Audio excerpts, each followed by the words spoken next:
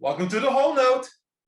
Today we will be diving into a Star Kids production, Twisted, the untold story of the Royal Vizier. And with me, I have a very special guest. I have known this guy for quite some time, actually longer than I actually thought of.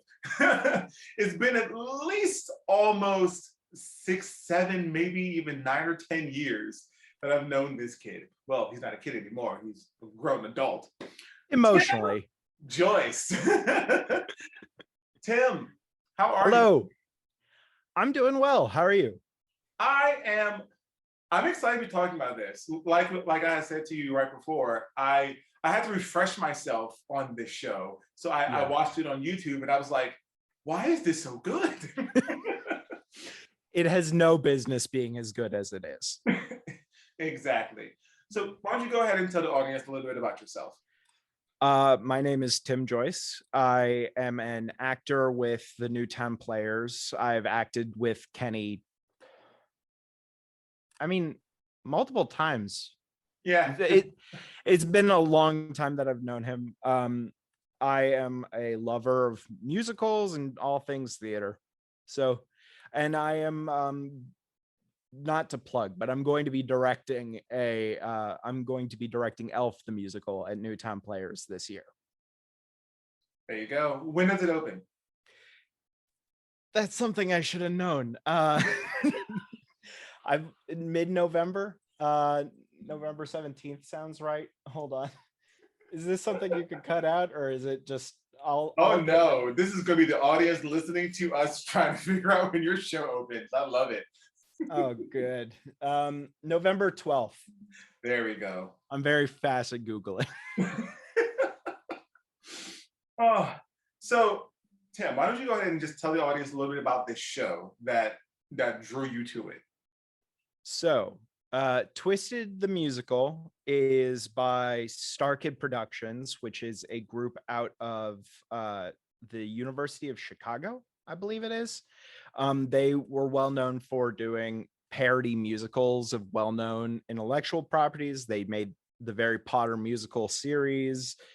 They also made one called Starship, which was based off Starship Troopers, and a Holy Musical Batman, which is a Batman musical. This is Twisted, the untold story of a royal vizier, which is simultaneously a parody of Wicked and of Aladdin. So it takes Aladdin and sort of puts the Wicked scope on it, making it telling the story through the viewpoint of the villain of the original story, but making them more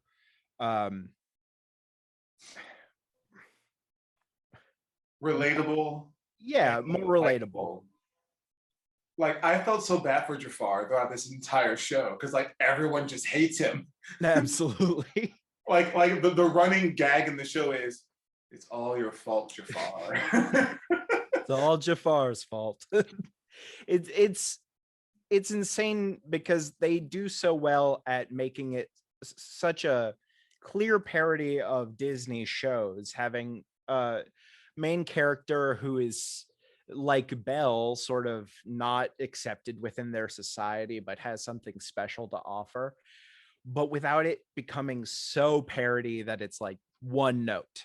It's very deep and sort of well thought out as a parody. Now, the musical is written by, the music is written by A.J. Holmes, the lyrics by Kayla McMahon, and the book by Matt Lang, Nick Lang, and Eric Con Gale. It opened, hang on, where am I? There it is. It opened in June? Hang on. Oh my heavens.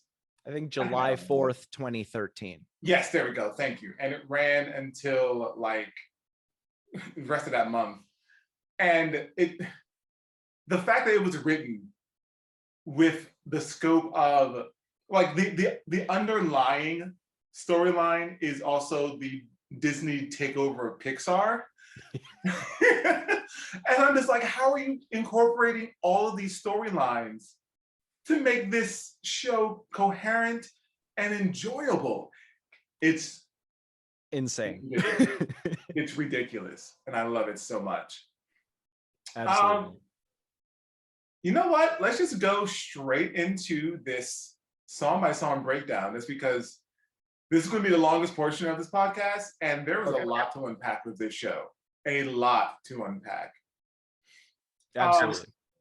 So we're just going to go ahead right on into it. So the show opens up with Scheherazade introducing the Magic Kingdom, and they prosper because of the two Ds, which is duty and devotion. Yeah. Which how I took it, at least how they were pushing it, is almost in reference to the animated section of Disney. Absolutely.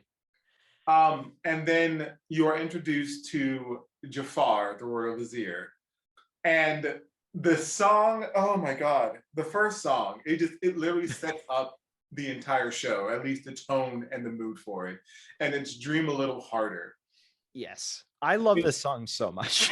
God, yes. It's almost like a parody of Belle from Beauty and the Beast. I actually have that right in my note. It's like exactly a Belle parody. It's so good.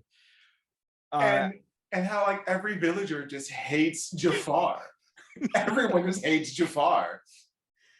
I mean, it's clear later why they hate Jafar, but it's not fair, you know? Same thing with Belle, actually. It's so clear that they just don't like her because they don't really understand her in a lot of ways. And that's just, it makes it for such a good start. Like he's such like an outcast by society that it makes it very clear that if he's gonna do anything, he's got to do it on his own and not with the help of his friends or people surrounding him. Mm-hmm. My favorite part of this song is when actual Belle comes in and bumps into him, and she's like, "Get the fuck out the way!" And I'm like, "Whoa, Belle!" There's a part where he brings the book, which he's reading Wicked. He brings the book back to the bookstore, and the guy, he's telling the bookshop owner about the book and how much he likes it.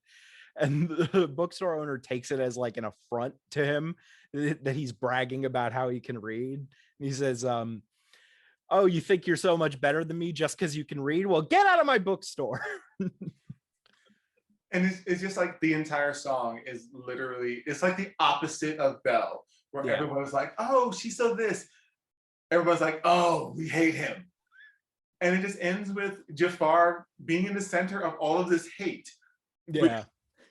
I think it is a very glaring metaphor for what the rest of the show is, him being the center of hate by all of these people. Absolutely. Very Alphaba in that way. Just like you gotta sort of accept it at a point and be good despite it.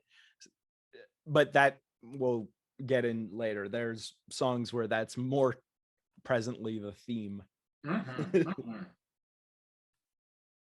So then we are introduced to probably my favorite character of the show, the captain of the guard. Hold on, who plays the captain in this? Jim Provolio. Okay, first and foremost, he's ridiculously tall, which is great for this character because he literally towers over everyone. Everyone.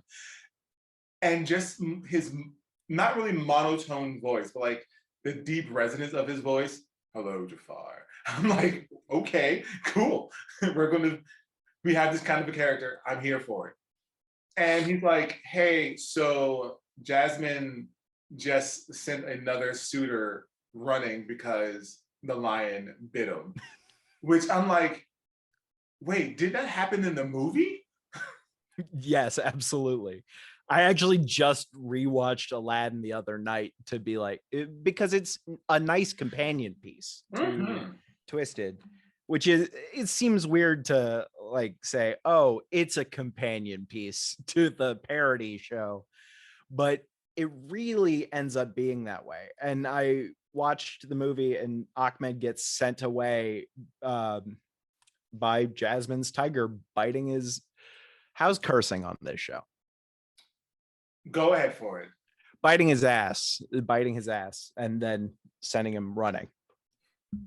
Because like actually this particular show that we're talking about, it's so like it's not PG-13. No, It's not even it's not even R, but it's like right in between there. There is a lot of F-bombs in this show. A lot. Like the first song, there's like at least 6 or 7. And you're just like, okay, so we're just gonna be here for it. So honestly, if one slips out on this podcast, I'm okay with it because we're talking about the actual show and there's cursing in the actual show. So absolutely. Explicit warning. It will keep pending. We'll need to have that to talk about Ahmed's song a little later. Oh my God. Okay. So Jafar, played by Dylan Saunders. My heart, Literally. my love, Dylan Saunders. He's good. He's so good. Mm-hmm. Especially in this role. In this role, you're taking a character that is a villain, that is portrayed as a villain in every aspect, and you're giving him a heart. Now, honestly and truthfully, I think the reason why he has that heart is because of Sherazade.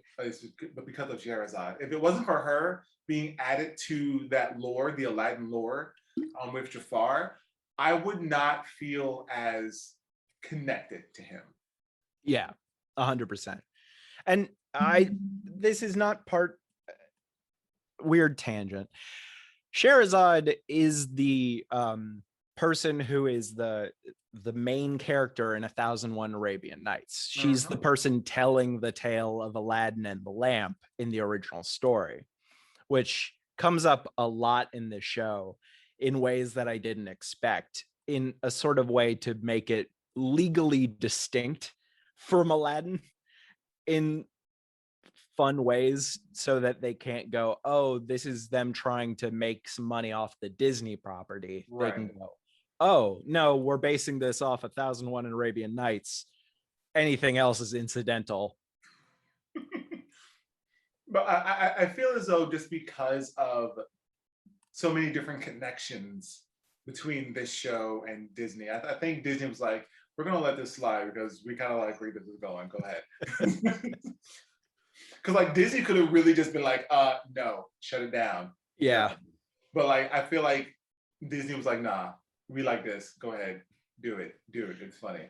And they don't look like the good guys at all if they do that. This is an art piece. It's not them being like, hey, we're selling off-brand action figures based off the characters of Aladdin. They're like, no, we're making a musical. It's a fun parody.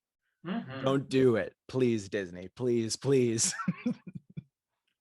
And then the guard says that they were in pursuit of a thief who stole a loaf of bread, and I was like, oh, okay, Aladdin. But then they go into everything that sort of happened in the what's that song? One Jump Ahead. One Jump, yes.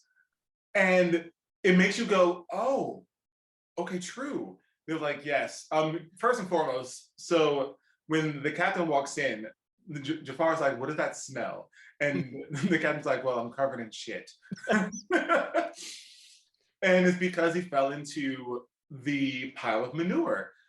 And so everything that he was saying, like, you know, a guard was crushed, another guard broke their neck, another guard was killed, and another guard was trampled. And all of these happened during that song. And because it's a cartoon, you're just like, oh, they're all happy, they're all okay. But then hearing it like this, you're like, oh god, Aladdin, you need a lot just for a loaf of bread. There's a body count in Aladdin now that we're not acknowledging. And then one of the guards that was presumed dead comes in and has this dramatic death scene. Like, did we get him? Did we get him?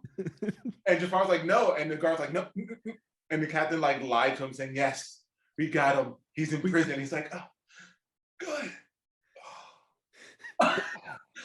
I'm like, oh my goodness.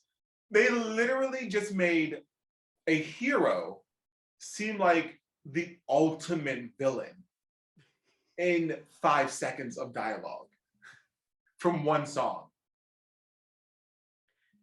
And they're gonna get worse with him very quickly. Which brings us to I Steal Everything, which is sung by Aladdin.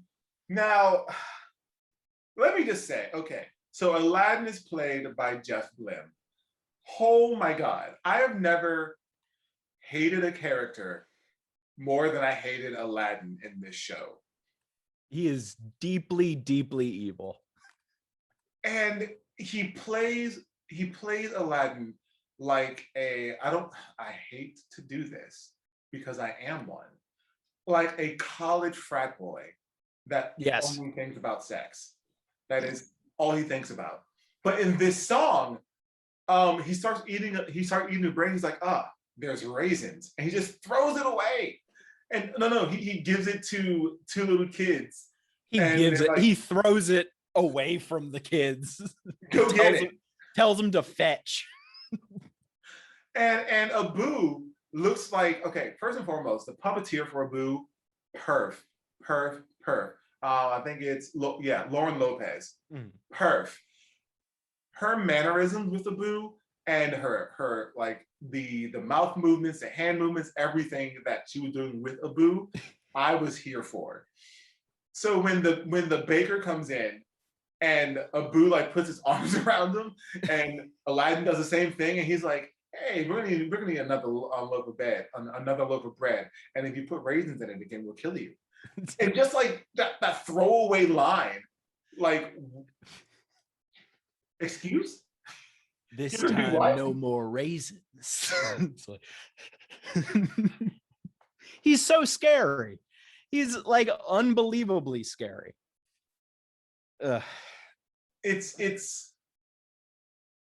later revealed why he's scary, but it is one of those, ooh, I don't like this guy because he creeps me out, for one. And for two, he only cares about himself, which is very blatantly obvious throughout the rest of this show. Yeah. What are your thoughts on this song? I love this song. It's clearly supposed to be One Jump Ahead, but like told the parody of One Jump Ahead. Going back and watching the movie Aladdin and then listening to this song is so funny because you see so many like ways that it's connected. There's a woman in the movie who says the same line that is said in this, which is getting into trouble a little bit early, Aladdin. But in the movie, she's like, nudge, nudge, like, haha, adorable Aladdin, just getting into trouble. But in the movie, she's like getting into trouble a little bit early. Like she's clearly upset at him and just wants this menace out of her neighborhood because he's constantly stealing everything and then having sex with everybody and not helping anyone. There's a part in this song where a woman comes out, obviously pregnant. And he, with his charm and words, flips the script on her and was like, I want to marry for love. I just can't marry you because you're pregnant. And you're just like, Aladdin, what? I'm like, and then just the fact that he steals everything, even from the dead body that is still on the stage from the guard that just died. And that encourages Abu to eat the dead body. You can do whatever you want, even eat it. What? It is a total tonal shift and a character change from the Aladdin from the Disney movie that we are accustomed to. Absolutely. And it is very jarring at first, but like with anything with this show, you just sort of have to accept it. Yeah. and just keep going with it. Because if you don't, you're just going to get lost in the sauce. Yeah. And then we are introduced to Jafar goes back to the castle, and we are introduced to Prince Ahmed. This little scene and Prince Ahmed's plastic butt, just, it is the icing on the cake for me. Because just Prince Ahmed himself is very just, Jafar, do you know what she did to me? And I was like, oh my goodness gracious. And like when he first came on stage, I was very upset. I was like, this is probably gonna be the only time we see this guy. And it's such a throwaway joke. And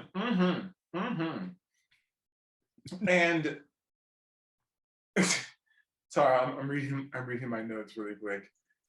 And just the way that Jafar interacts with him. Yeah.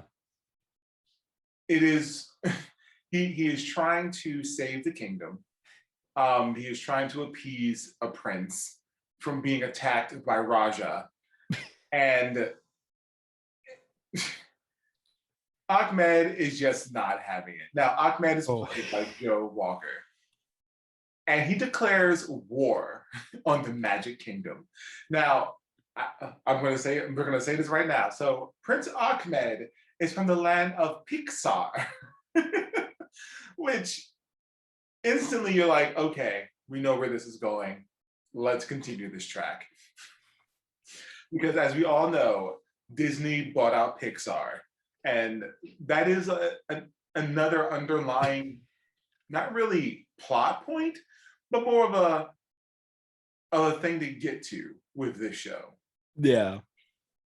And then we are introduced to Jasmine, or I'm sorry, the princess, who's played by Rachel Schlagen. She is literally perfect for this role.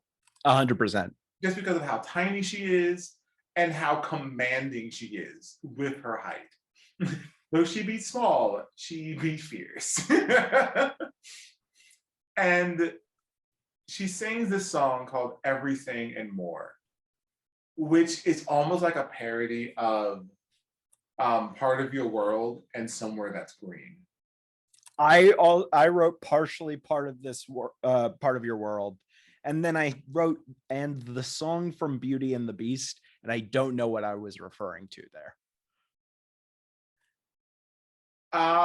It's probably I think it's Belle Reprise that you're referring to. Yeah, that makes sense. Belle has another reprise where she's like, I want adventure in the great white somewhere.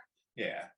Or it could also be, you could also be referring to Home from the stage version, which still has that. I think I was referring to the reprise, honestly. Yeah. I haven't seen the stage version. True. What are your thoughts on Everything and More? It is sort of the ultimate I Want song parody. Mm-hmm. Like, it is just so good. Rachel is incredible in that role. I think that there's a lot of my own sort of idea about what comedy and theater can be, which is, oh, you should be fine with camp. Camp is good if used properly. If it happens accidentally, that's not good. But if you're using it purposefully, it's excellent. Mm-hmm. She is so good at camp acting. I think that there's no one in that cast who's really better at it than her. She is so good at playing way bigger than she needs to. There's a part where she tries to intimidate one of the guards and she stands on like a little stool so that she's tall. So good. Everything and More is just like, it's so funny because of how it accelerates through the song. At the beginning, it's like, oh, okay, she's a princess who wants freedom, same as Jasmine, cool. And then it goes crazy when she's like, I want the moon. I want to live on the moon and eat it a pie and wear it like a gemstone. Like, she was not kidding when she said she wanted everything and more. She really just wants everything. And it almost shows you that even Jasmine is sort of corrupt in this world, because she doesn't see her own privilege. By the same token, she was like, I'm gonna say like the ending of her song, she's like, I want to be poor, but with money. And I'm like, you can't have, okay. It's such a good line. And she drops these incredible lines throughout the entire show. I'm not to boop ahead a tiny bit, but there's a part where she's talking to Aladdin when she gets saved from the marketplace by him. And she says, where are your slaves to clean everything up? And he's like, oh, I don't have any. And she's like, that's not fair. Poor people need slaves too, maybe even a little bit more than rich people. It's like, you have no clue what you're talking about at all. She's like naive to the point of like absurdity, but it's very funny in a very real way. And she almost grounds the show, because everything to me, she's the smartest person in the show, but at the same token, she's the most naive person. Like, everyone can push her over, but at the same token, she's like, but weren't you just this? Yeah. How are you this? Which we'll get to a little bit later. I want to talk about that when we get to it, because that's that whole area is very funny. So we come up to Jafar again, and we are introduced to the Sultan, who, oh God. Okay, so first and foremost, the Sultan is literally like the Sultan from the show, from the movie. And that makes me really, really happy, because I was hoping that Sultan will still be as, I don't want to say dumb, I'll say simple as everybody, as the rest of, as this character is. Yeah. But you find out that the 2D department that Jafar was working for, or has underneath his belt, was all executed. and he's like, why did you execute the 2D department? And it's like a jab to Disney, like, why did you get rid of all of your 2D animators? What is your issue? They weren't making anything of value. It's like, I mean, I know, but they're like, that's it. This sends Jafar into a frenzy. And this is my favorite part of the actual production, which I'll tell you guys later. You can view it on YouTube. He destroys the room, but there's nothing there. You hear all the sounds of everything being thrown and smashed. And he picks up a golden necklace, which we find out later on is one half of the scarab that he uses to find the Cave of Wonders, which is not called the Cave of Wonders, it's just a lionhead cave. Yeah. And then we are whisked away in the sands of time, which is like a really strange, very short instrumental kind of song with chanting in it. And we are sort of a flashback to when Jafar was younger and loved by the city. And we are greeted with this Disney-esque song, The Golden Rule. Oh my heavens. This song. Yeah. It is I would say that it's first or second most Disney-like song in the whole show. It's very close between it and Dream a Little Harder. They are very like peak Disney for me. And you find that years ago, the entire city loved Jafar because he was about to become appointed to the assistant to the royal vizier. And he was going to make some changes. he was going to change the social economic scale, which to me, I'm just like, oh, how poignant is this musical even today? And just how they put all of their faith in Jafar to change the lives of everyone in the village. And it makes you go and think of the opening song, because Jafar, quote unquote, has not done any of that. It makes you go, oh, that's why they hate him so much. Yeah. What are your thoughts on this song? The Golden Rule is so good. It is, and we'll get into a little bit later. I like the twist that it's about to take in the next song. Sorry. Which it did not dawn on me that that's an actual line from the Aladdin movie. And I was like, oh, yeah, I forgot about that. So did I, until I watched the movie the other day. When I was watching it, I was literally going, oh. But it's such a good song. And also it shows like, it's such a good establishing song to show, oh, Jafar was just a man of the people. Mm-hmm. He was well beloved. No one hated him.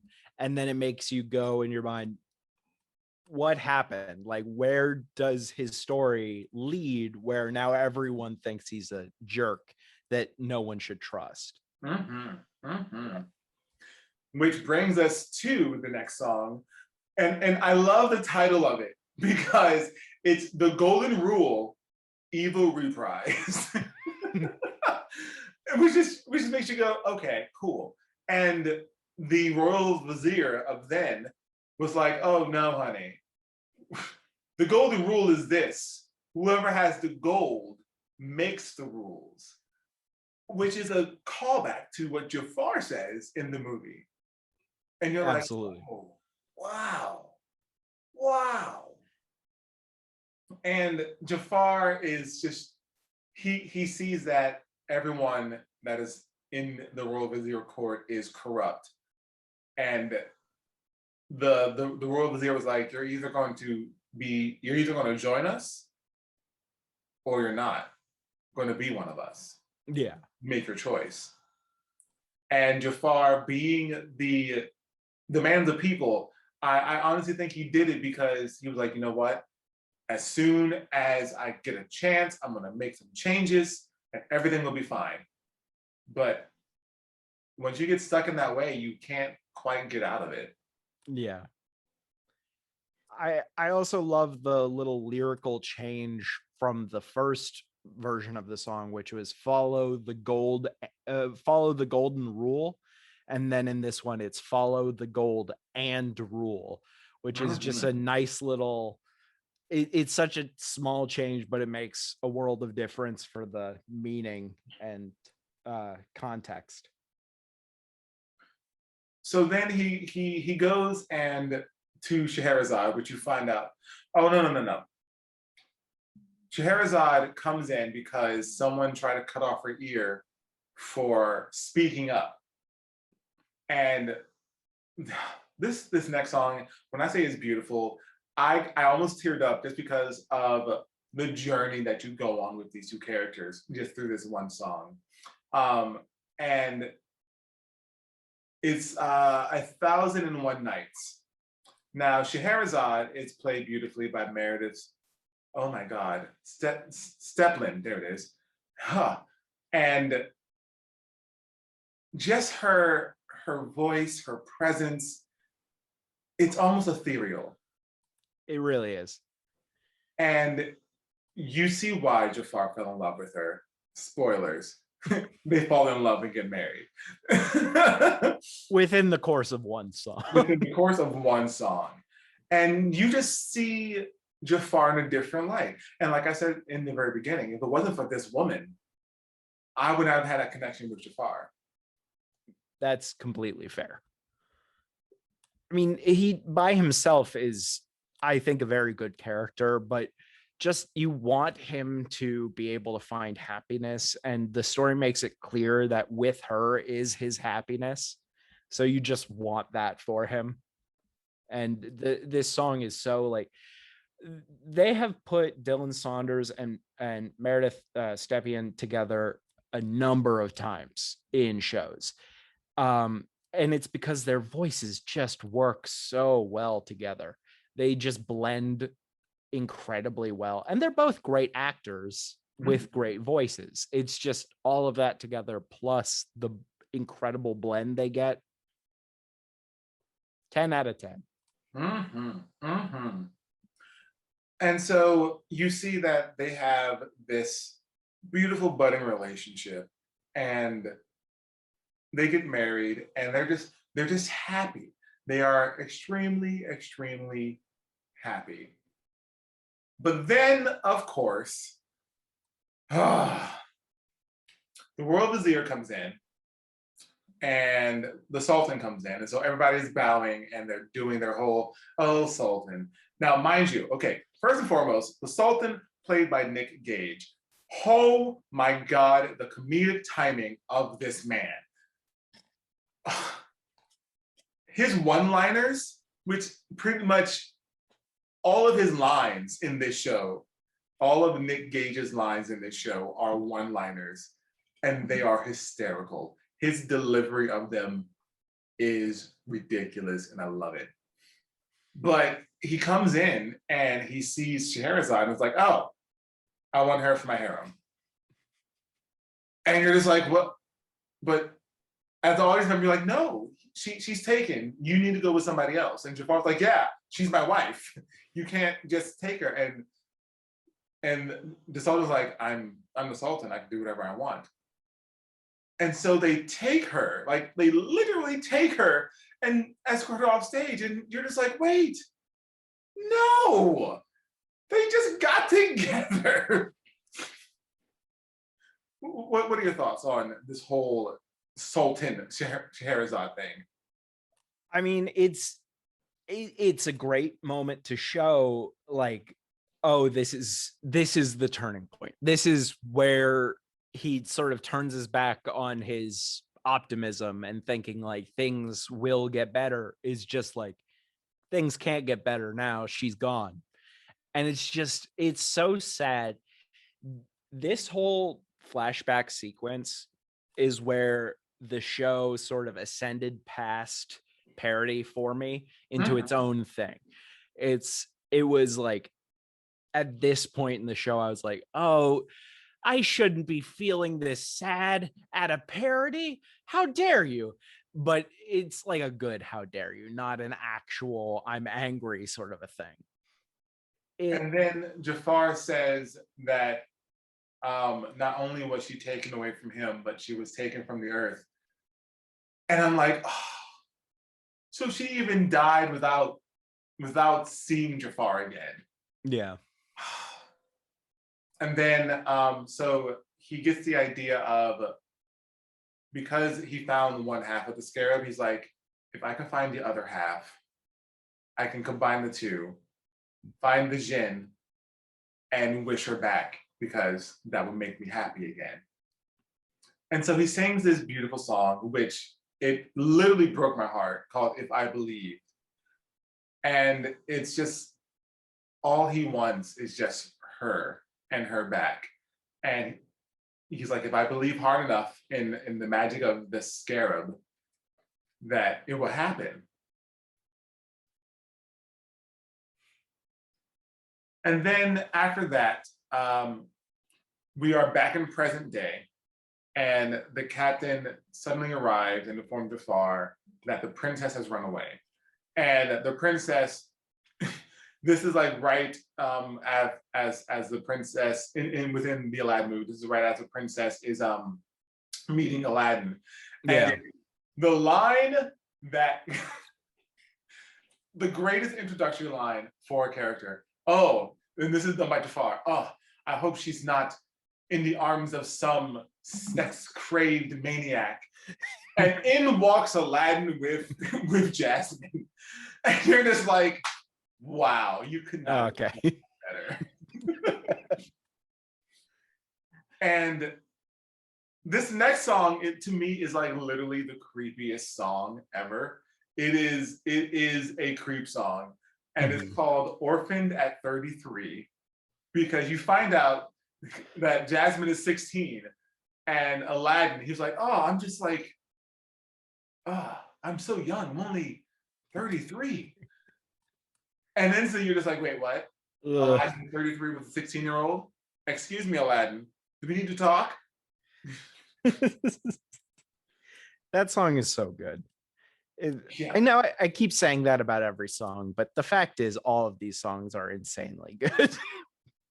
And like throughout the entire song, you are starting to really dislike Aladdin, because you find out that why he's orphaned at 33.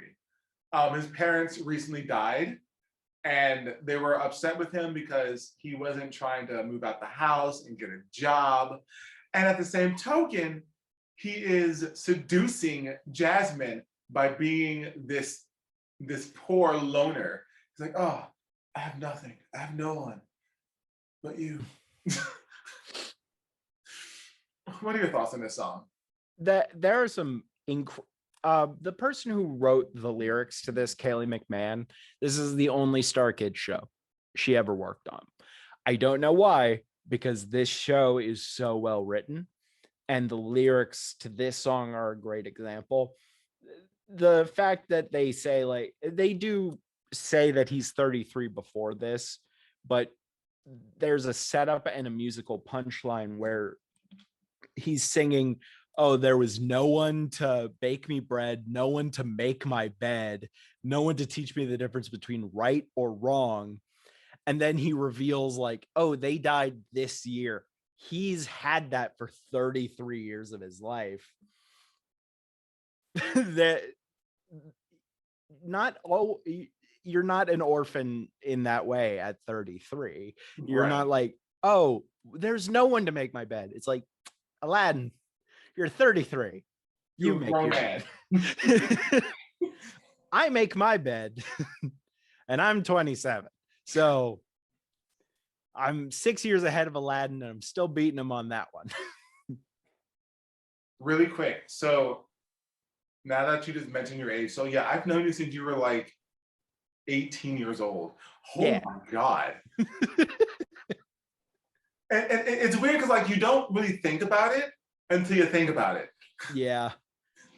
Sorry, audience. It's deal with it, come for the ride. All right. So, okay, really, really quick before we continue on. Yeah. So, okay. Jeff Blim.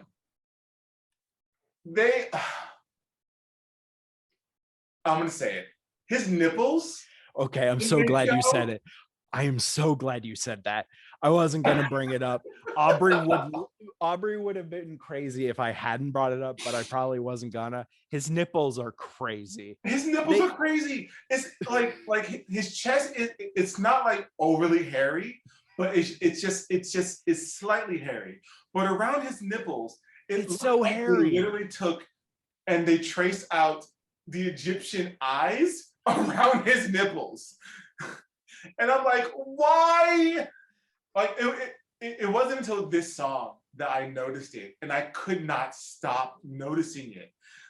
And it made me really happy when you had a costume change later on, because I was like, good, I don't want to see these nipples anymore. But then it came back, and I was like, God, no, I don't want to see them. Why?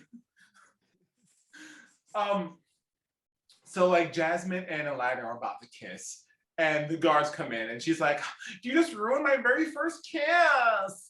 And they throw Aladdin in prison, and they take Jasmine home. And they was like, yeah, we're gonna, this guy's gonna die now for, touching the princess. And she's like, no, don't hurt, what's his name? Don't hurt him. No, not the nipples. People listening in audio, be happy you don't see this image. People that are watching in video, I'm sorry. If I angle my neck just right, you can still get them both. Oh God, okay, stop it. Sorry. Back to Agrabah. Sorry about that. No, it was perfect. So then I'm gonna be on a watch list. I just Googled Jeff Blim's hairy nipples and oh actually, god. I'm probably gonna now follow Jeff Blum on Instagram just because his hairy nipples. So we are introduced to another throwaway character, which is I want to say it's a merchant, but I want to say it's also played by who plays this guy? It's not listed on here. It makes me very upset. Oh, it's the same person who plays the Jinn later. Okay, so it is Nick Gage because he Yeah. also plays the Sultan. Awesome. Yeah. So he plays him. He plays this merchant guy as the same merchant guy from the movie that has the scarab that Yeah. gets Jafar. Again, the comedic timing of this man is impeccable. It's insane. Impeccable. And so he gives the other part to Jafar, and Jafar's like, "So how'd you get it?" He was like, "Oh, I had to slit a few throats." And he was like, "You killed people?" And just like that innocent, what? No, this isn't how I wanted it to happen. It's like, no. That's just a figure of speech. I had to, really Get a killer deal. Yeah. And then he was like, yeah, I had to get my, he was like, my dick got cut off for it. And Jafar, thinking this was another one of his euphemisms, just started laughing. And he's like, it's not funny. And he turns around, pulls out his pants, and Jafar's like, ah! And he just runs off. And I'm like, it's such a dumb joke, and I love it so much. I'm just like, okay, that just happened. And honestly, as an audience member, I was not surprised with how this show was progressing. Of course, that was going to happen. Of course, that was going to happen. Yeah. And so Jafar releases Aladdin out of prison and says, "Hey, here's a scarab." He puts it together, and the puppeteer girl, Lauren, comes back out with the scarab, and Aladdin just follows it. And he's like, "Bring me back the oil lamp that looks like it's worth nothing." And so he's just awaiting for his finally to have his happy moment. And of course, Aladdin comes out and he's like, "Yeah, so we touched some gold, it turned to lava, but nothing in there was real except for this, which, I'm going to keep this now because I need something to remember it by." Yeah. And you're like, "Aladdin, you jerk, just give him a lamp." Please, that's all he wants. All he wants. And so during all of this is I'm so sorry. I'm so sorry. uh, I'm back to Agrabah. I promise I won't do that. oh, nipples. I had to crop the photo just so that it was clearer. Okay. I'm done. Like, I can't, I see them in my head now. Okay, so we get to the last song, which of Act One, which is called Happy Ending, which is literally a parody of Wizard and I. Yes. Literally a parody of Wizard and I. And I have that underlined on my notes. I was like, this is just Wizard and I. Like, there's even a Wizard and I moment where he is like, "Oh, as soon as I get the genie, I'll be so happy." And then there'll be a celebration throughout the land that's all to do about me. And I'm like, oh my God, literally Wizard and I. And then you have Jasmine coming in, singing, "Oh, I need to save him. I need to save him." Then you have Aladdin's like, "I have this lamp, and I'm just gonna I'm gonna be whatever I want to be so I can get the girl so she can love me. No, so she can fuck me." And I'm like, yeah, wow. He does not care about the love part. Wow.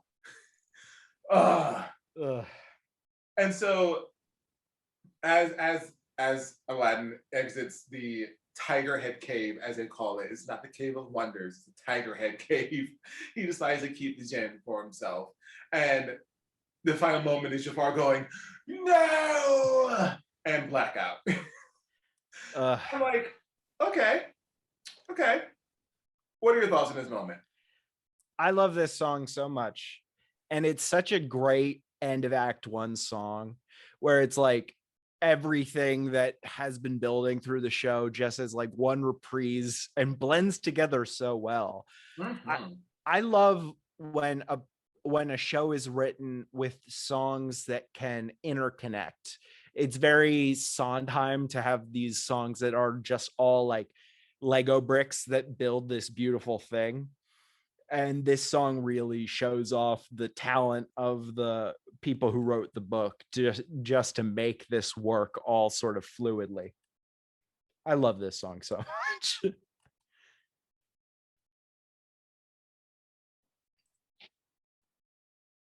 And so then we are into Act 2 with this opening number, which we're probably going to spend a little bit of time on just because it's hilarious. So we are open to Prince Ahmed, and he is planning his assault on the Magic Kingdom. And his guards are his crew. Yeah. He's explaining to them what happened to him. And so they're like, so the tiger ate your ass? You're a tiger fucker? And he's like, no, that's not what happened. That's not what happened at all. And the song is entitled No One Remembers Ahmed. It's a very tongue-in-cheek song.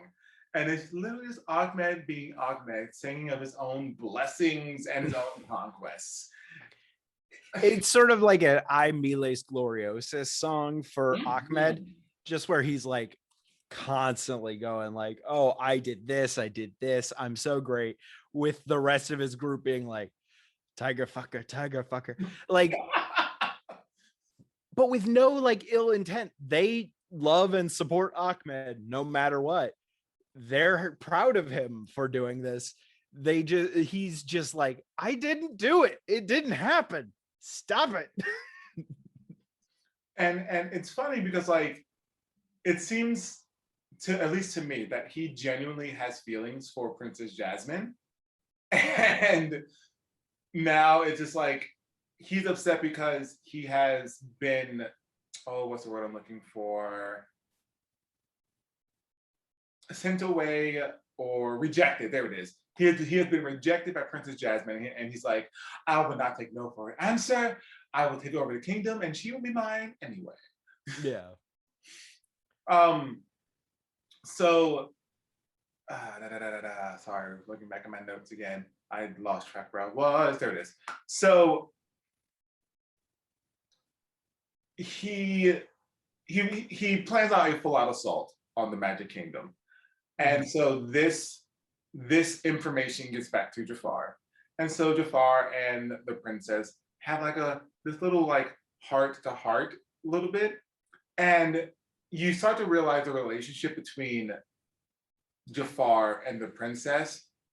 It's not one of like creepy old man after the young girl. It has almost a fatherly kind of love to it, and you're just like, oh, he just really cares for her, because the Sultan obviously doesn't. And so he was like, so how would you solve the socioeconomic problem within the kingdom?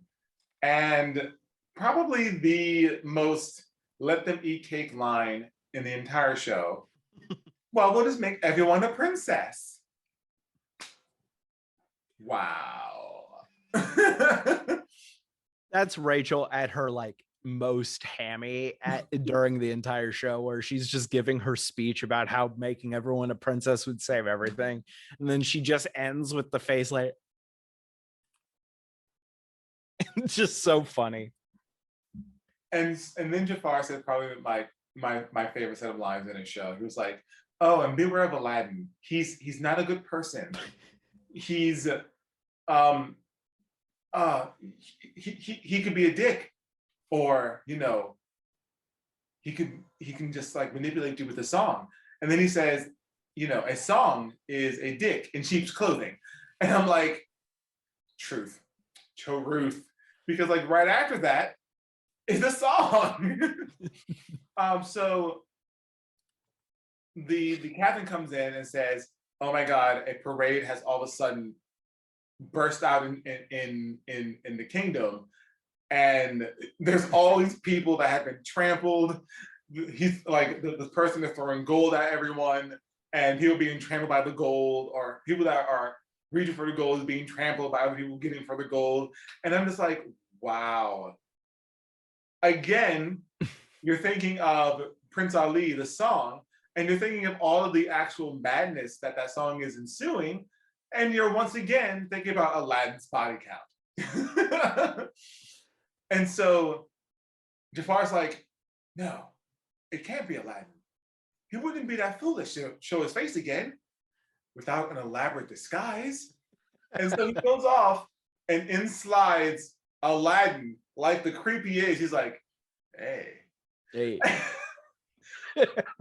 And instantly, there's a plot point that I totally forgot. So Jasmine could not remember Aladdin's name.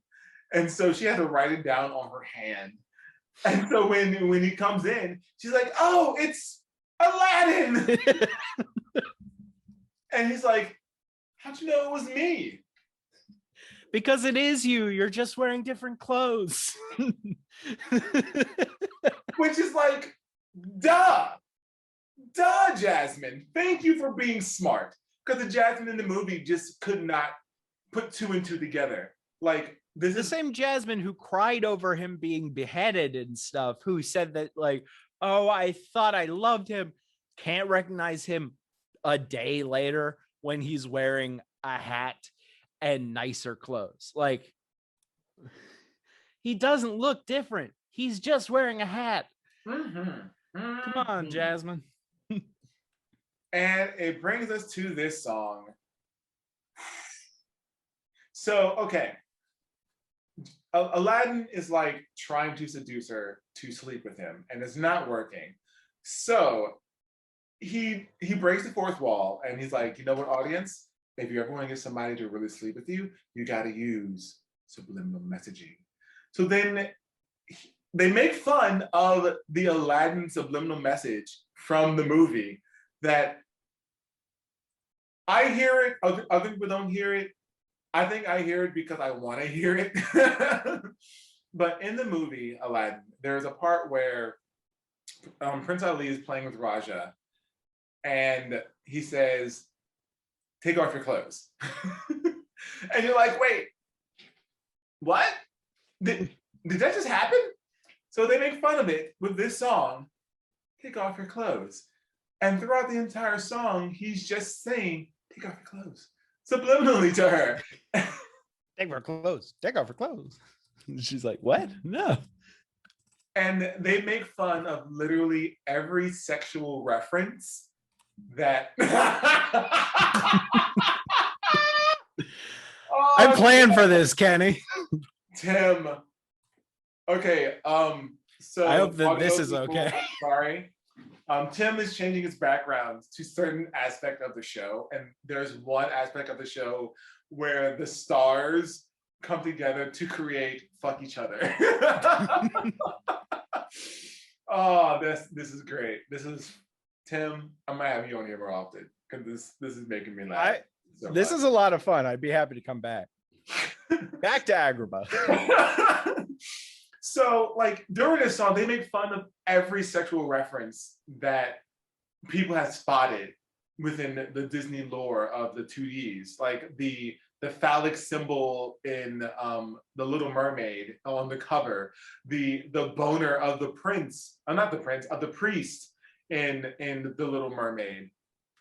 The fact that when Simba flops down on some leaves, everybody's like, oh, it spells out sex. It's really just SFX. Like, they make fun of all of these things. Yeah. And it's hilarious. And it's all mixed in with a whole new world style. So it's almost as if they were like, we're gonna add this, add some of this, add some of this, and just stir it all up. There's the song. What are your thoughts on this song? I love this song so much because I'm laughing because you say that with every song. And I lie? I agree with you. So, the song is so good. And also, when I rewatched the movie the other day, something very interesting was that when they're flying through the land and stuff, they come to different Disney properties for movies that haven't even come out yet, which is wild to me. They fly through like sort of Athens for Hercules, and then they fly through China where they end up landing in like areas that seem right out of Hercules and Mulan, respectively. And it's so cool to see that they keep the song referring other Disney properties in the parody of the song, which I love a lot. Plus, it really shows Aladdin is just a giant asshat who you should never trust about anything. And you start to feel really like scared for the princess. Like you want her to get out of that relationship real quick. Like the song progresses. It starts off happy and beautiful and like, oh yay, but then like it becomes very rapey, and you're just like, Jasmine, Yes. run girl, run, you need to get out of there. There's even a point where like she tries to walk and Aladdin pulls her back, and I'm like, and all the blocking is almost as if Aladdin is making her do these things. Like the Titanic moment, he lifts her up and puts out her arms, and he's like this. I'm like, oh wow, okay, this is really uncomfortable, but I'm here for it. And it's also it's not a good thing, but it's a interesting reference to the sort of tone of the song if you take it out of context. Because there are lines from A Whole New World where Aladdin's like, don't you dare close your eyes. It's like, what do you mean, don't you dare? Come on, Aladdin, stop with that. So then Jasmine has this epiphany that if she were to marry Aladdin, she will get all the, like, Aladdin will be able to defeat Prince Ahmed. Done. And she was like, well, I will, but we need to take it slow, and you got to marry me. And then Aladdin does. Okay, this is probably the only part of the show which made me go, oh God, this is so cringy, so cringy, so cringy. Aladdin's like, yeah, I can wait for you. Of course. Hey, I respect you, right? I respect you, Whew. Just like they took a real element of real life and just dropped it right there. Yeah. And just made the audience go, oh, that happens a lot. So much. Yeah. And so Jafar comes in, and the Sultan comes in, the guards come in, and Aladdin, in his wisdom, accuses Jafar of being a sorcerer. And so everyone believes it. And the stupidest thing is, to prove that he's a sorcerer, Aladdin says, where are hippopotamuses? Africa. How do you know that? Maybe because you're kind of in Africa, like in general region, no? Okay. And something in the very beginning that I forgot to mention, which is also funny. Mm-hmm. They also make fun of why everyone in the cast is white, and that made me die. Made me die. Okay, sorry. It's all good. So Jafar then makes a concoction that, makes him leave in a puff of smoke. And as he's leaving that puff of smoke, he steals the lamp from Aladdin. And so now that he has his lamp, he feels guilty because he has betrayed the Sultan, because the Sultan now thinks he is the bad guy of the story.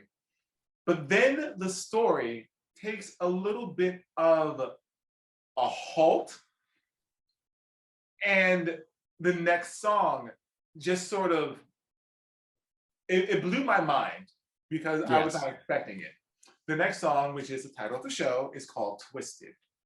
And you are introduced to Ursula, Scar, Gaston, Maleficent, Hook, and Cruella, which we'll talk about Cruella later. But like, all of them come in saying how, you know, all of their stories have been twisted because of, there's, as Ursula says, there's two parts to every story. Everyone has only heard one. And it's the same thing that's going on with Jafar. What are your thoughts on this song? Or this moment? I hate this song. I'm just joking. Obviously, I love this song. Like I love all the songs in the show, but are you gonna call me out on it?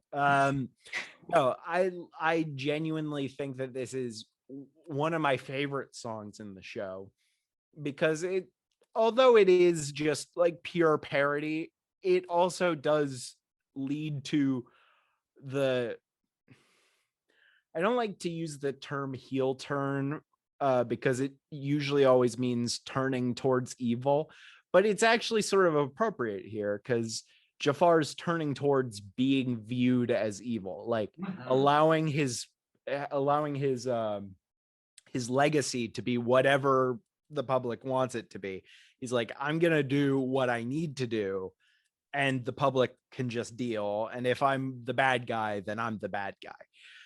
But it makes a good argument from all these other Disney villains that, hey, their stories have been mistold too, possibly. That all Cruella, not Cruella de Vil, hold on, that's a punchline. That all Maleficent wanted was to be invited to a party. That all Scar wanted was to bring peace to his kingdom and make sure people could eat, which is fair as a way of viewing the story because that's what he said, but it's not what ended up happening at all. But it's like everybody could have their story told from a different perspective. Everyone could be the bad guy. Everyone could be the good guy, even if they're not. Like it's just, it's a really well-written song and it's incredibly funny. And also you get Robert Mannion as Gaston, who's very, very, very funny and very good at playing that character for no good reason. I was literally just about to mention Gaston because his version of the story is, I see it. He was like, the girl that I love got kidnapped by this buffalo beast thing, and of course I'm just gonna have I'm gonna get a mob to get her out, but everybody views me as the villain, and I'm like, you know what? He's not wrong. In basically any other Disney movie, he'd be the hero, which is weird because he's like a first golden age of Disney, that style of hero, just someone who is just a knight who saves the princess.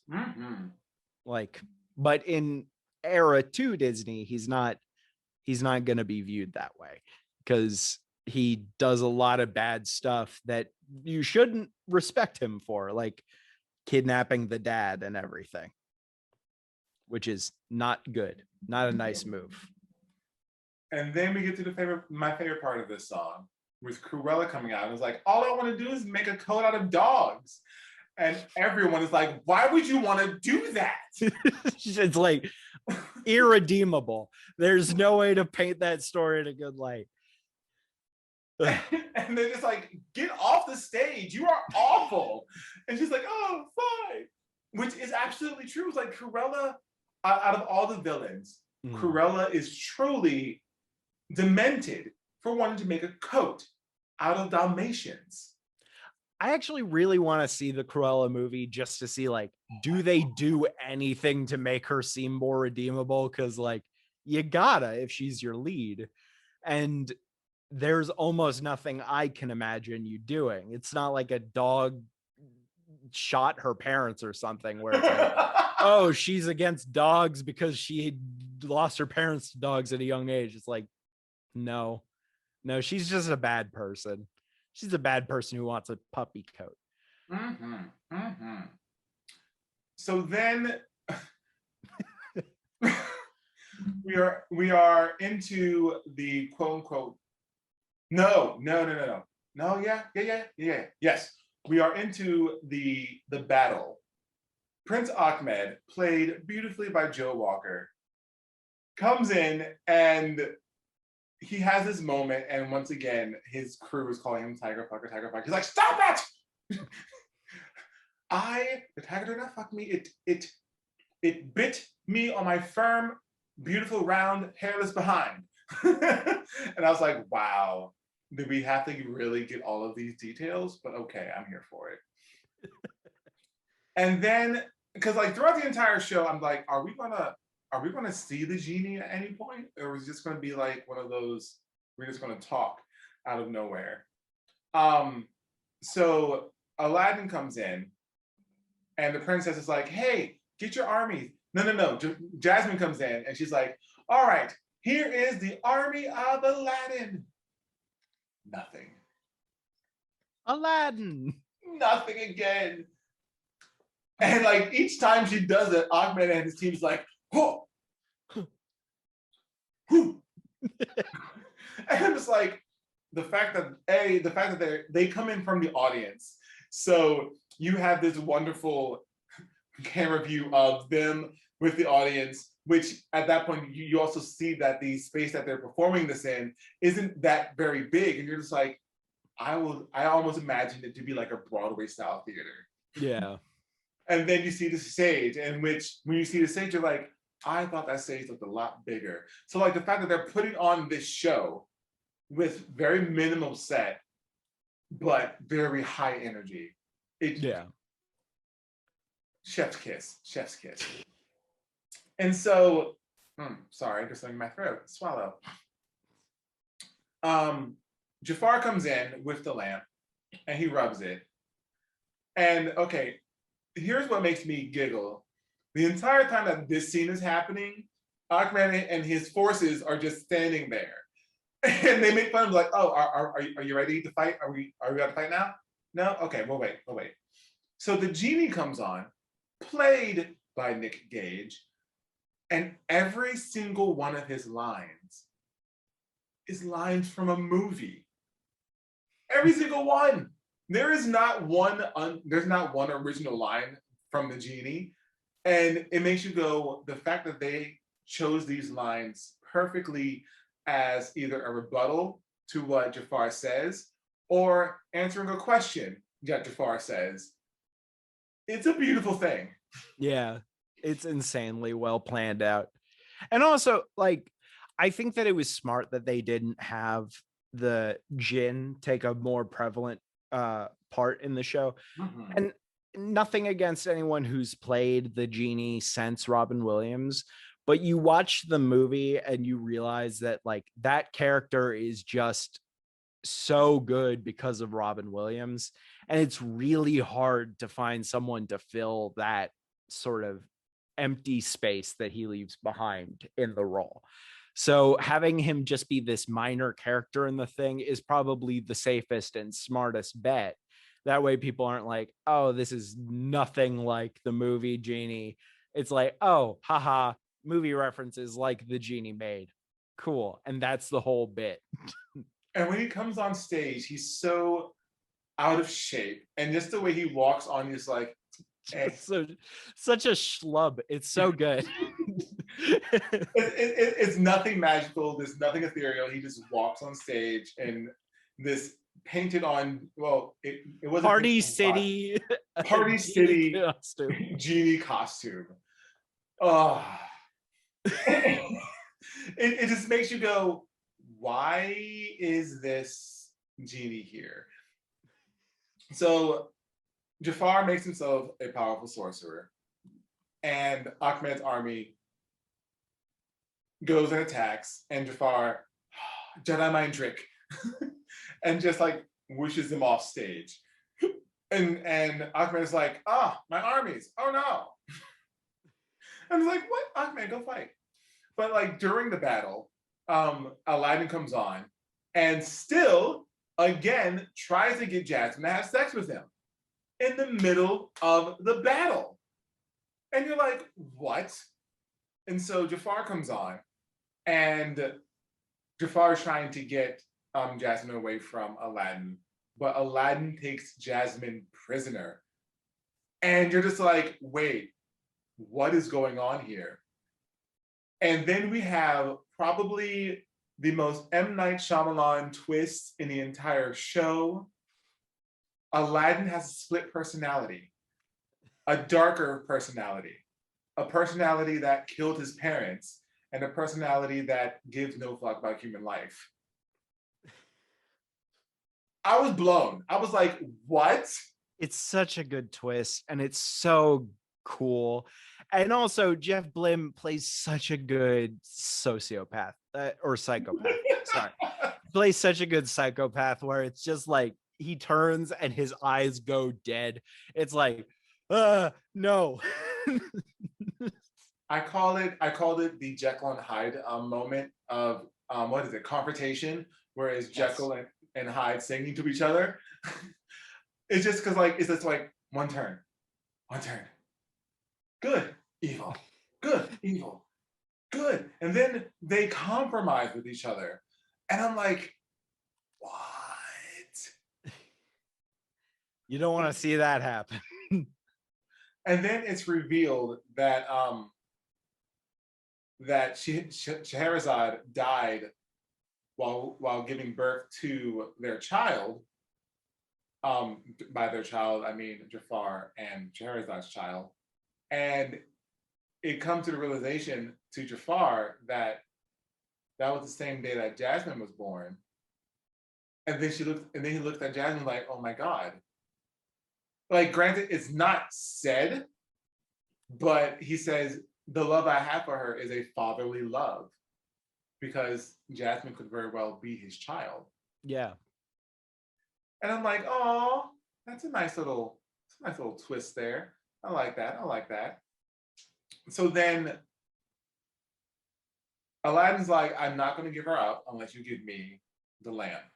So Jafar makes the last wish of turning himself into a genie and freeing, I'm sorry, they didn't call it a genie, turning himself into a jinn and freeing the previous jinn. And then they have this, and then Jafar and, oh God, Jasmine, or Princess, sorry, have this beautiful, beautiful moment song called The Power in Me. Mm. I called it like the father and daughter moment, because it's just Jafar instilling all of his wisdom and power, quote unquote, to Jasmine to go ahead and make wishes to save the kingdom. So Jasmine wishes for peace. She also wishes to have the kingdom be the happiest place on earth, which it's funny, it's Disney, the quote unquote happiest place on earth. But then her last wish, she was like, I wish for you to be happy, to Jafar. And all the wishes pretty much come true, but it's such a beautiful way of how everything happens. So the Sultan is dead, so he just magically died. And the proclamation was that Jasmine became the ruler. The guard comes in, says, hey, so while we were fighting Ahmed, we found Alibaba's treasure. And it's like, oh, how much was it? Favorite line, oh, it was more money than I've ever seen. It was 7.4 billion, not dollars, drachmas. And I was like, that's the same amount of money that they bought Pixar for. So Jasmine says, I would like to buy the kingdom of Pixar. And Akeem is like, no amount of money is going to make me sell my kingdom to you. And then that's when the 7.4 billion documents come in, and he's like, sold. What are your thoughts on this moment? I love both the song, the power in me.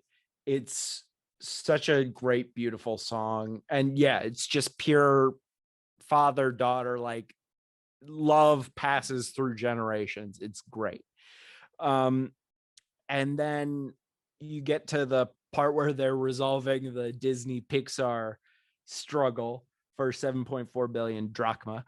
The great thing is the war that happens between Ahmed and the kingdom, plus the finding Alibaba's treasure when a hole is blown in the castle, is all from the original Aladdin story, not from the movie.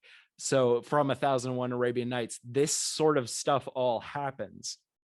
So it makes for this really cool, like, oh no, we're telling this story. The story that eventually gets told is different, but this story is the actual tale from the original source material, which is very cool to me, at least. Oh, I totally forgot I did this. Did what? On my background.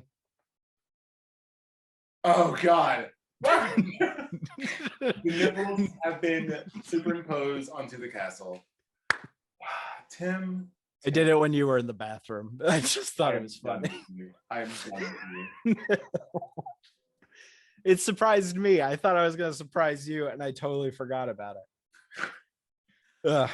And so she adds the condition that the Pixar's 2D department have to make some good quality stuff, and that everything that comes out of there is under the Magic Kingdom as well. And I'm like, wow, this is really the Pixar deal right here. I am living for this. Such a weird thing to base a musical off of. And so then, of course, it comes around again. The princess declares that everyone is a princess, so that everyone could be equal and be happy and have all the privileges that a princess has. And so she turns around to the captain. She's like, all right, captain, let's go. And the captain's like, don't you mean princess? I was like, go ahead, dude. I'm here for it. And then the ending of the show, which is so beautiful. It's literally beautiful. So Jafar is once again inside the lamp. And he's like, phenomenal cosmic power, crappy living space. Shitty living space. Yes, thank you. Sorry. And in comes Scheherazade. And you find that the last wish was for Jafar to be happy, and his happiness was her, which sort of brings the entire show full circle, because all he wanted was to get her back, and now he has her back for 1,001 nights, or however long that they want, which brings us to the finale, 1,001 Nights. And it's, to me, it is a brilliantly wonderful wrap-up song. It is one of those songs where it just makes sense for it to be the finale. What are your thoughts on it? I mean, you know what I'm gonna say. I love the song so much. Also, it contains, I think, one of the smartest moves in the whole show. During or prior to the song, when Scheherazade and Jafar are talking inside the lamp, they go to see different times, and Jafar wants to know what happened to Aladdin, and they have it be Aladdin is the merchant at the beginning of the movie, I have a thing just to help out. Hold on a second. I plan this ahead. This guy. This, in the context of the Twisted musical, this guy is Aladdin when he grew up. But it makes it so genius because it takes the original movie and paints it as, oh, this is the story being told by Aladdin. So of course it's more positive towards Aladdin. Of course it makes him look like the good guy, the total innocent person who's like, oh, I was just stealing a loaf of bread because I was so hungry. It's like, I mean, everyone's hungry, and you're stealing from a person who's trying to survive and stuff. You're just not a good guy. And he makes it so that every single person is like, likes Aladdin more. Jafar's this evil, gross guy who wants to marry the princess. I think that that's a nice reference to when Jafar says that he loves the princess, but loves her like a daughter. He's like, oh no, he loved her more than like a daughter. It's just this person painting a story. So it's totally in favor of them, making them seem like the absolute good guy. And then the song itself is incredibly beautiful. And it's such a nice way to reprise the song, just making it be the happy endings thing when realistically you didn't think a happy ending was possible in a show like this, where everything has been lost from before Act 2 started, where it's just Jafar trying to catch back up and make things okay again. It's such a good song, and it's the perfect cap to the show. My favorite line is, so how does our story end? And Scheherazade looks at him and smiles. It doesn't. Literally, I cry every single time she says that line. I'm like, it breaks me. I'm a ball of tears. It is such a beautiful way to just wrap up the show that I could not have asked for a better ending for these two. Right, exactly. They get to go on forever together, which is all they ever wanted. All right. And that's Twisted in a nutshell, quite literally. And it's a great, like we said in the very beginning of the podcast, there is no reason why this show should be this good. It really is insanely good. If you talk to the Star Kid fans who have seen all the shows and you ask them to rank their favorite Star Kid shows, I don't have any doubt that like 90% of them have Twisted as one of the top two. It's just so well beloved by everyone who is a Star Kid fan. Exactly. All right, so Tim, what are your top 3 songs? I know that's going to be hard for you. Okay, so I love 1001 Nights. That's my favorite song. It's incredibly beautiful.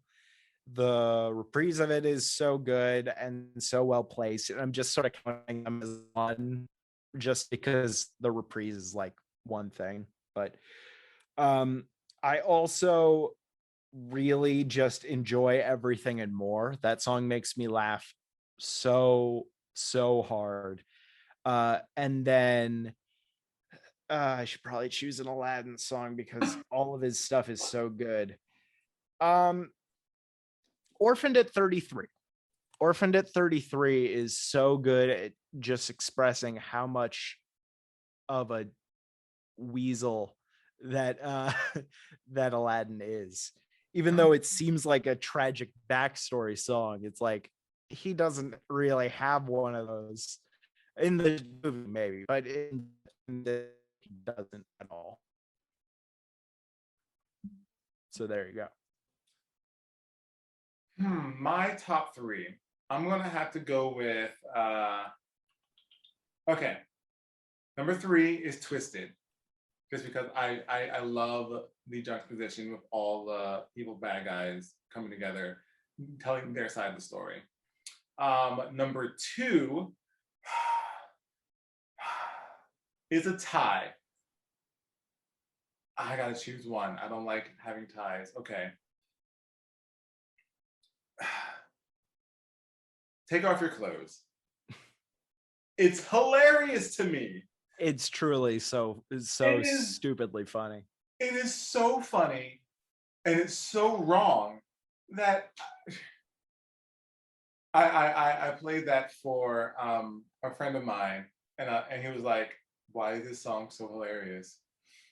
And number one, and it's only because I'm absolutely in love with this character. This character makes me just giggle every time he is on stage. And that's No One Remembers Ahmed. That entire number is such a tongue-in-cheek opening Broadway number that I just love it so much. And the character of Ahmed just his comedic timing is great. Almost as great as Nick Gage as the Sultan or the Jinn. But like everything that he does is serious, but it's seriously comedic. And I love it. And I love it so much. All right. What are your random thoughts on this show? Because there's a lot about this show that it's just ridiculous. There is no way this show should be as good as it is. It is a parody of like 7 things, all mishmashed, all put together by a admittedly like a non-professional group. They've done a lot of shows together, but they're like off Broadway. There's no way the show should work as well as it does, and it really does. It's such an excellent mixture of comedy and drama. It's so good at making you laugh to disguise the fact that it's going to make you cry later. And it makes you love characters that you were originally supposed to hate and hate characters that you were originally supposed to love. It's incredibly well written. And I feel like if you get past the first couple songs where I admit it's more just like it's a parody, and get to the flashback portion, you'll be hooked by the show. It's such, and I'm not even saying that the earlier parts are bad. I'm just saying that the earlier parts aren't as deep as the rest of the show is. And if you can get to the end of the show without crying, then there's something wrong with your cry ducts or whatever. Like you can't well it up. You gotta try it. There was a thing that I wrote a note about that I didn't end up bringing up, but I'm still gonna try to. There's a part in the show where Jafar is singing and he's thinking about once again being with Sherazade, and she comes out from the audience and is just like standing in the audience in a faint light, and he dances with her, but they're separated by like 10 feet. I was in Ragtime in Summerstock, and there's the exact same moment in that show. And I don't know if it was meant to be a sort of reference to that or if it was just a happenstance thing. But there's a moment where Coalhouse is dancing with Sarah, but she's already died. So I actually don't know if this was in the book or if it was just the way that it was blocked when we. Okay. They said in the book they dance without touching. Okay. I don't know if that's the most deep cut reference to another show that they just didn't think someone would pick up. But when I saw it, that was the immediate thing that I thought of. because it's such like a memorable moment from that show. You know what? Now that I think about it, if you truly think about Cole moment in that show, it's literally like the same moment that Jafar is having at this moment in Twisted. Whereas he has turned from being the good guy to being viewed as the bad guy, whereas Colehouse was turning from being the good guy to being viewed as the bad guy. Yeah. I think that I would be surprised if there wasn't some degree of like inspiration there. Like if it just happened to be the case that they came up with similar story beats. It is very interesting how that all lines up very well. Mm-hmm. Like just giving up on the concept of being viewed as like the nice guy that everyone is supposed to root for and being like, they can view me as whatever, I'm gonna do what I need to do. It's just such a good moment and such a good show. The cast is so talented, including the ensemble, who are just busy the entire time. There is almost no time where they're completely like not doing something. They're the crowd in the marketplace at the beginning. They're the crowd in the marketplace during the flashback. They're the soldiers for Ahmed. They're the slaves in the royal court. They're everything. It's insane how much they're working on it. Even Abu is Lauren Lopez, who ends up being people in the marketplace and one of Ahmed's soldiers too. It's just such a well done show with such an excellent talented ensemble. But you know what? It brings us to this next thought or this next section. So, on a scale of A+ to F, where would you rate Twisted, the untold story of the Royal Vizier? There is no grade high enough for how I viewed this show. This is my favorite musical. It is a weird choice, I'll admit it, but this show gets extra credit. It's above the grading curve. It is A++++ at least. It is very, very good.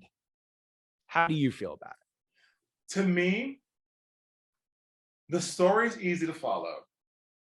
You don't need to watch Aladdin to understand the show, but to me, like there's a lot of points within this show that unless you are a deep cut hardcore Disney fan, it goes right over your head. Especially the Take Off Your Clothes song.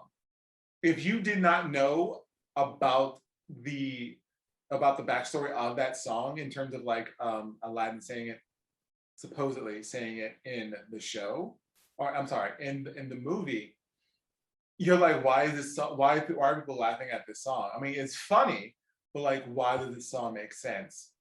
There's a lot of things within the show that they have written that they wrote in hopes that people already know these things. Yeah. So for me, I will have to give it a B. And the only reason why is the story relies on you knowing something prior, some prior information. Whereas you can just stop it with the nipples. That's what you get for giving the show a B. This is punishment. Blim nipples is punishment. I mean, Jeff Blim is a very attractive man, so I go ahead. I do not mind seeing his nipples on my screen. But like, yeah, it just if it wasn't for the fact that you kind of needed prior information to know some of this stuff, then I probably would have given it an A. But just like it's almost like writing a musical about an inside joke that you got to know the inside joke to know the musical. Does that make sense? That's fair. I'm a fan. This is going to seem like totally off topic. I promise you it has sense. I'm a fan of the Marvel Cinematic Universe movies. Mm-hmm. And a lot of those rely on seeing the others. So I'm fine with a little like forward investment to fully understand and enjoy the plot of something and references and stuff like that. And admittedly, the MCU is watching like 22 movies to enjoy the 23rd. That's a lot. Watching just Aladdin to enjoy this. And also, I mean, I admit there is stuff that you pick up from watching Wicked, and apparently I don't have that written down anywhere. This is something that we actually very naturally came up with during this podcast recording. But Ragtime apparently has some like deeper inset inspiration in the show. And also other Disney movies and stuff like that. Mhm. I get that there's a lot that you have to watch, but I've always been personally okay with that. And I understand that that's something where it's like, for me, A plus plus plus plus. If you don't want to have to watch something else, I get that. B is fair. And also, I understand how it's earned by the show for some people. I mean, this is like B level nipple hair. I get that. Oh, I just can't. Like the fact that this is going to be on the video portion makes me so freaking happy. All right, Tim, what are your final thoughts on Twisted? If you haven't seen it, it is free to watch on YouTube, professionally filmed, very good. You should watch it tonight. There is nothing you have to pay. There is nothing you have to like. You can watch it on YouTube for free, and it's very good. And I encourage you to watch it. If this made you consider it even a little bit, it is well worth the time of investment. I'm sorry about the nipple hair, and also don't watch it with kids, and not because of the nipple hair, but also because of the nipple hair. So I really genuinely think that this show is excellent. I think it's the best thing Star Kid has ever put out. It is my favorite musical, although I will guarantee it's not probably the absolute best written musical of all time. I keep saying that the show shouldn't work, but it really, really does. And that's the takeaway. It is a well put together, cohesive show that is well worth the time of investment. And it is completely free. What are you waiting for? Well, Tim, thank you so much. Now, listeners, I am going to put the link to the show, like the full version that you can watch, in the description below. So please, by all means, click on the description, watch the show. I'll give my final thoughts in just a moment. But Tim, thank you so much for being here, sir. And thank you for blessing us with Jeff Blim's nipples. Also, is it okay if I plug the podcast? By all means, sir. I'm waiting on official language. I'm sorry. There we go. That's perfect timing. Thank you, honey. So I am on a podcast with my beautiful wife, Aubrey, called ADHP, which stands for Attention Deficit Hyperactive Podcast. It is I'm going to move this so it doesn't look like I'm reading off a script, which I very much am. It is a podcast by two people with ADHD who got married, but rather than being about ADHD, you sort of hang out in the world of ADHD for a little while.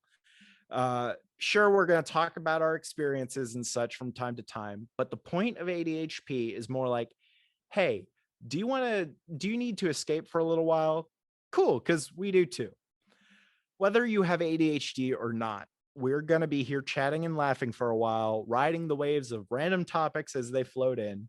You can always listen intently to our rants, of which ramen flavor is truly the best, or you can play our strong opinions on what time signature Memories from Cats is actually in the background while you clean your kitchen.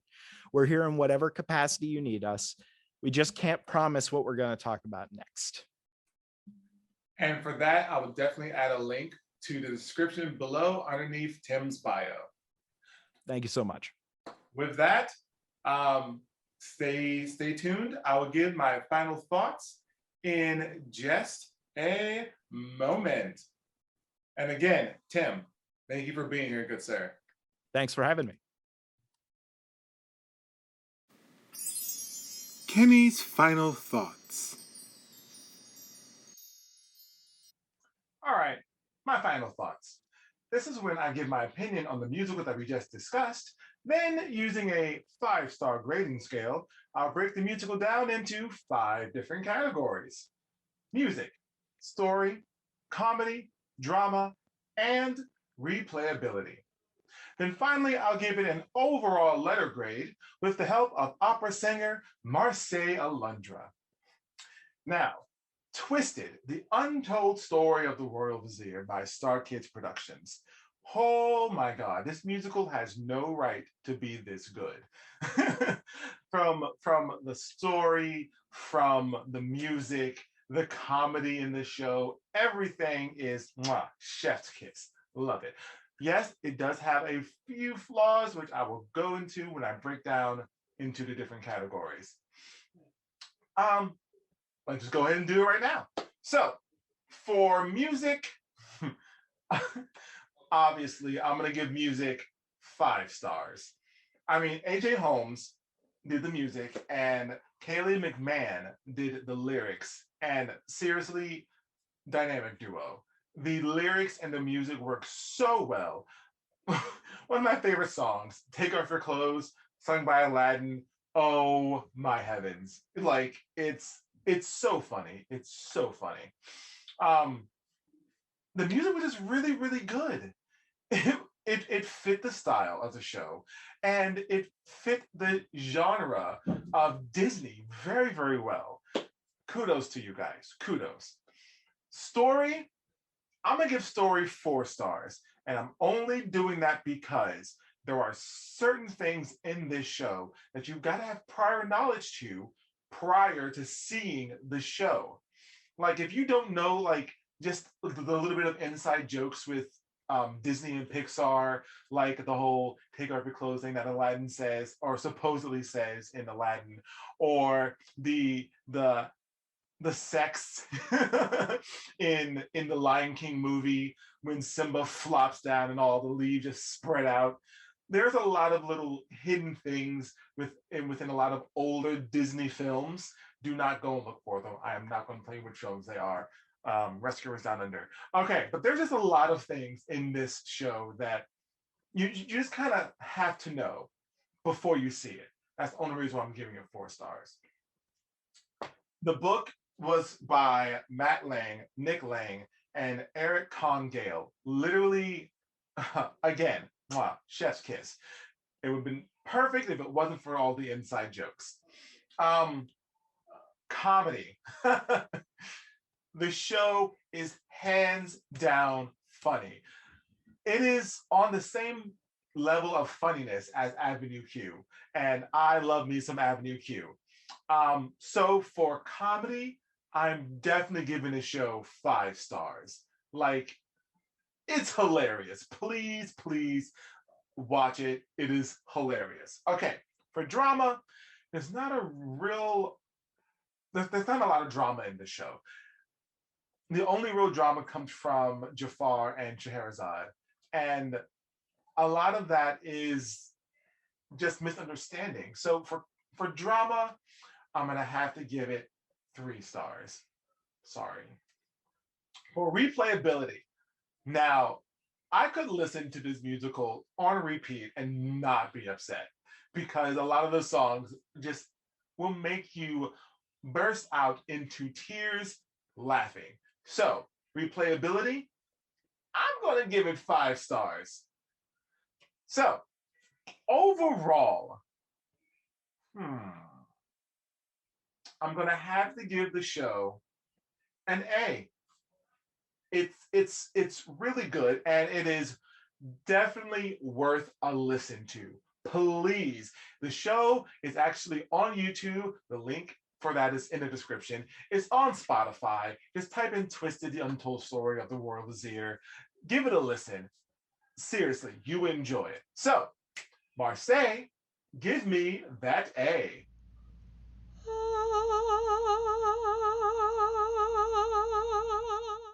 Beautiful. Now, Twisted opened in Chicago's Greenhouse Theater on July 4th and closed July 28th as part of a limited run. The group put the entire musical up on YouTube on November 27, 2013. It is produced by Star Kids Productions and is directed by Brian Holden.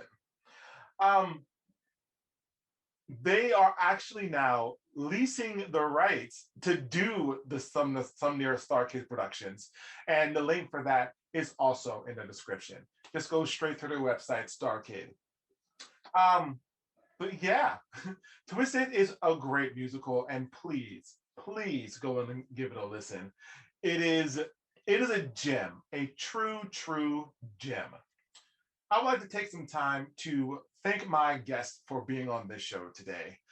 Timothy Joyce, thank you so much for not only providing me with ridiculous backgrounds and nipples, but for your comedic timing and your insight onto this musical. Now, Timothy Joyce does have a podcast that is coming out. I will put that link in the description. What is it about? Well, it's about people with ADHD, which is pretty much him and his wife. So please give that podcast a listen. The link and the description for that podcast is in the description below. So next week, I will be dabbling into a musical that was a movie, a comic strip, a cartoon, and a TV show. And plus, it's October. So of course, I'm going to do this one. Da-da-da-da. Da-da-da-da. Da-da-da-da. Da-da-da-da. Da-da-da-da. Next week, I will be reviewing The Addams Family with a good friend, Justine Morris. So tune in next week for this kooky and crazy musical. So until next time, and as always, stay beautiful, you amazing creature. Take care. Thank you for tuning into The Whole Note.